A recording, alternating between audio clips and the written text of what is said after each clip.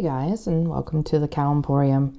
Today we're getting off the farm. We're not talking about cows, gardens, or even our beautiful sunsets. We're going to Japan today. Our son Tanner moved to Japan in November of 2021, and he challenged us to make an oyster nabe. Ours doesn't turn out to look quite as beautiful as the one they made, but challenge accepted nonetheless. I made my own Kombu dashi for our oyster nabe, and I'll put in the description how I do that. I headed down to the basement to harvest some of our pak choi. I had some Chinese cabbage that I was saving for this recipe, but I was unable to source oysters until just recently.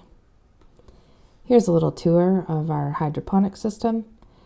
It's pretty cool. Aren't the strawberries beautiful?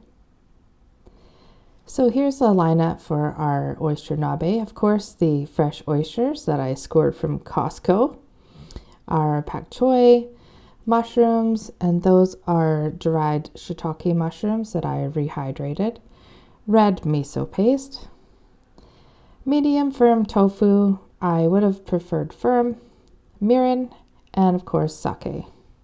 I don't know anything about sake, guys. I just bought what was available. There is me taking out the kombu and the bonito flakes from our broth. In a bowl, I put the sake, mirin, and miso paste together. Those are some sunflower sprouts that I grew, and I didn't have any potato starch to clean my oysters with, so I just soaked them in some water.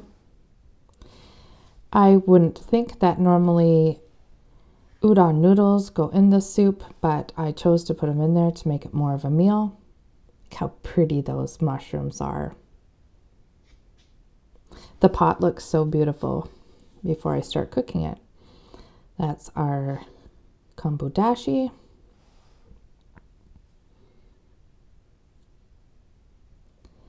There's also some of our homegrown leeks in there.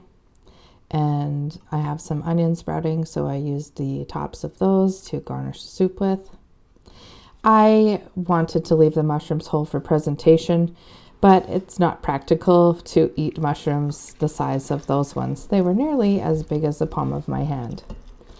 So I am just adding the warm kombu dashi to my pot. I turn it on so that I can cook my vegetables.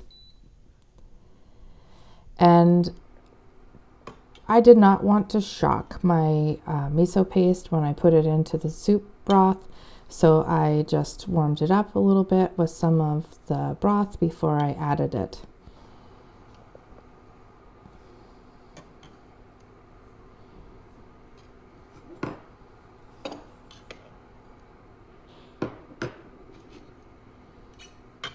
And then I add my udon noodles because I know they only take a couple of minutes to cook.